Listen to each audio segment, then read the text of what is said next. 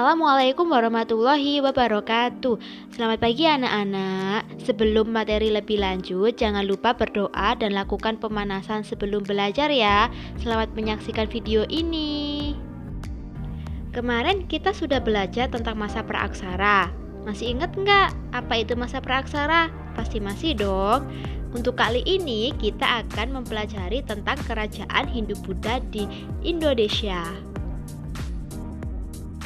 Kerajaan Kutai. Kerajaan Kutai merupakan salah satu kerajaan Hindu tertua di Indonesia. Kerajaan ini berdiri sekitar abad keempat Masehi. Kerajaan Kutai terletak di daerah Kutai, Kalimantan Timur. Karena letaknya tersebut, Kutai kemungkinan besar menjadi tempat singgah kapal-kapal dagang India yang akan berlayar ke Tiongkok melalui Makassar dan juga Filipina. Bukti arkeologis dari keberadaan kerajaan ini adalah prasasti Yupa. Yupa ditulis dengan huruf Palawa dan juga bahasa Sanskerta. Salah satu isi dari prasasti Yupa adalah sebagai berikut. Dalam prasasti ini disebutkan nama Kudungga. Kudungga merupakan raja lokal sebelum Kutai bercorak Hindu. Kudungga memiliki putra bernama Aswawarman. Aswawarman disebut-sebut sebagai pendiri dinasti atau Wangsakerta. Aswawarman memiliki putra bernama Mulawarman. Mulawarman merupakan raja Kutai yang terbesar. Pada masa pemerintahannya, ia menyumbangkan 20.000 ekor sapi kepada Brahmana. Hal ini yang menunjukkan bahwa kerajaan Kutai di bawah kekuasaannya cukup kaya dan juga makmur. Kerajaan Tarumanegara. Tarumanegara adalah kerajaan Hindu tertua di Pulau Jawa. Tarumanegara diperkirakan ada sejak abad ke-5. Letak kerajaan ini berada di lembah Sungai Citarum, Jawa Barat. Raja yang memerintah bernama Purnawarman. Wilayah kekuasaannya meliputi hampir seluruh Jawa Barat. Itu membentang dari Banten, Jakarta, Bogor, hingga Cirebon. Cap kaki pada prasasti Ciaruteun melambangkan kekuasaan raja atas daerah tempat ditemukannya prasasti. Dalam prasasti Kebon Kopi diperlihatkan bahwa Raja Purnawarman diibaratkan sebagai Dewa Wisnu, sehingga pada masa itu dapat dipastikan bahwa di kerajaan Tarumanegara telah menerapkan konsep Dewa Raja.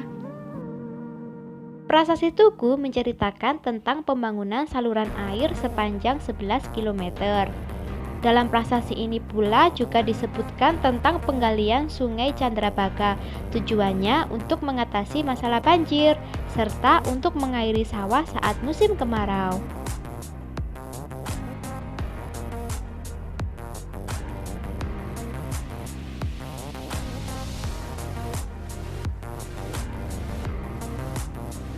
Dari prasasti tersebut diketahui bahwa Tarumanegara adalah kerajaan yang cukup makmur.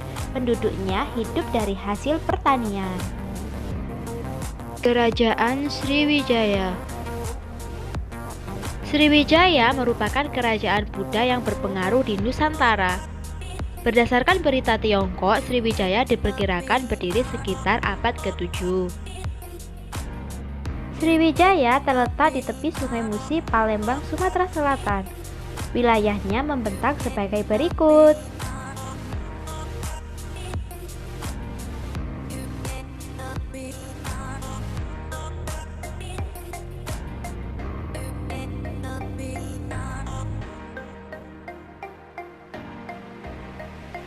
Sriwijaya mencapai masa keemasannya di bawah pimpinan Balaputra Dewa sekitar abad ke-9 Masehi.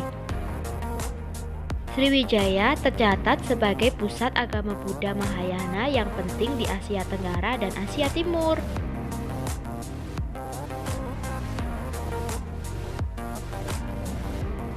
Berakhirnya kerajaan Sriwijaya disebabkan oleh faktor-faktor berikut ini. Kerajaan Kediri. Kerajaan Kediri terletak di Jawa Timur. Wilayahnya meliputi Kediri dan Madiun.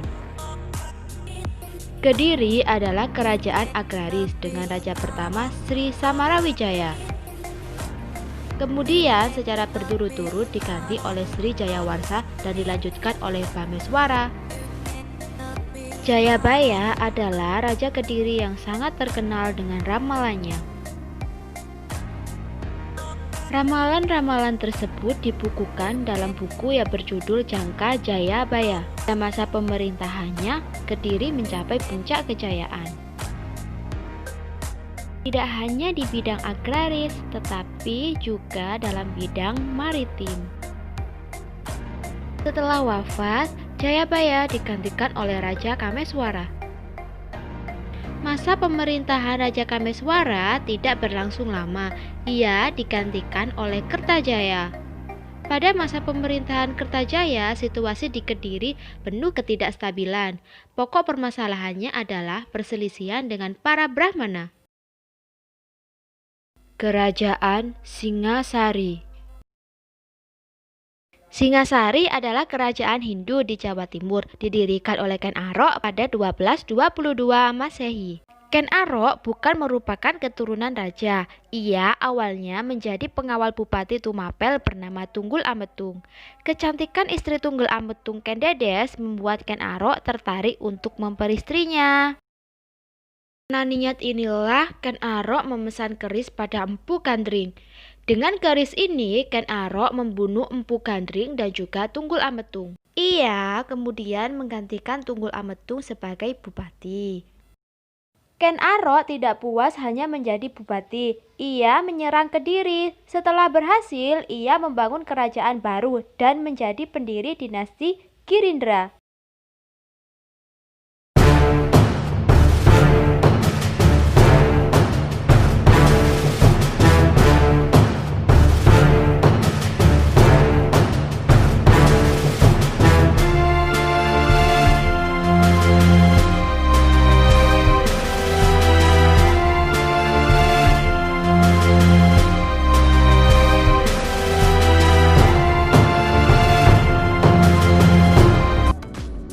Kubilai Khan dari Mongol meminta Kertanegara tunduk, tetapi ditolak. Ia kemudian berniat menghukum Kertanegara. Sebelum pasukan Mongol datang, ternyata Kertanegara tewas dibunuh Jayakatwang. Menantu dan 4 anak Kertanegara berhasil kabur. Atas saran Arya Wiraraja, Raden Wijaya menyerah dan mengabdi pada Jayakatwang. Ia kemudian dihadiahi hutan Tarikh. Ketika tentara Mongol datang, Wijaya mengaku tunduk dan meminta bantuan untuk menyerang Kediri. Setelah berhasil, Raden Wijaya berbalik menyerang Mongol dan mendirikan kerajaan Majapahit. Kerajaan Majapahit. Majapahit terletak di Trowulan, Mojokerto, Jawa Timur. Dengan raja pertama, Raden Wijaya. Sumber sejarah tentang kerajaan Majapahit adalah Kitab Pararaton dan Negara Kertagama. Raden Wijaya kemudian digantikan oleh Jayanegara. Berbeda dengan ayahnya, Jayanegara tidak memiliki kecakapan memerintah. Ia dijuluki sebagai Kala Gembet. Pada masa pemerintahannya banyak terjadi pemberontakan. Negara tewas dibunuh oleh Tanca dan Tanca dibunuh oleh Gajah Mada. Jayanegara digantikan oleh Tribuana Tunggadewi. Pada masa pemerintahannya terjadi pemberontakan tetapi bisa diatasi oleh Gajah Mada. Gajah Mada terkenal dengan Sumpah Palapa. Tribhuwana digantikan oleh Hayam Wuruk.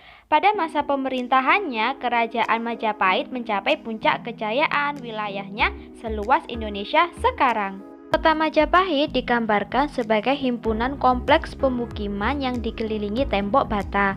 Kemakmuran Majapahit diduga karena majunya pertanian di lembah Sungai Brantas.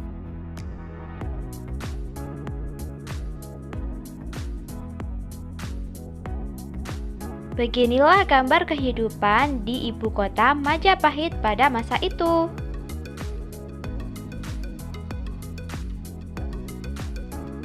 Majapahit mengimpor uang kepeng dari Tiongkok untuk kegiatan ekonomi mikro di pasar. Untuk melakukan perjanjian persekutuan, Hayam Wuruk akan menikahi Dyah Pitaloka. Namun, saat dalam perjalanan menuju Majapahit, Gajah Mada membunuh semua rombongan.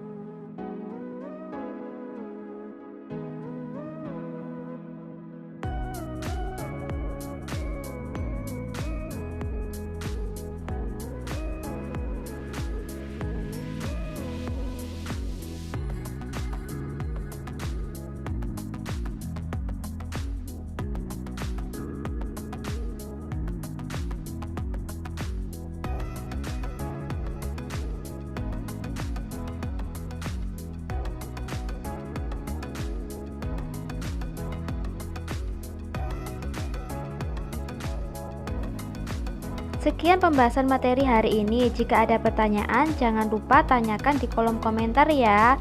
Sekian, wassalamualaikum warahmatullahi wabarakatuh. Mohon maaf bila ada kesalahan. Jangan lupa subscribe dan like video ini ya.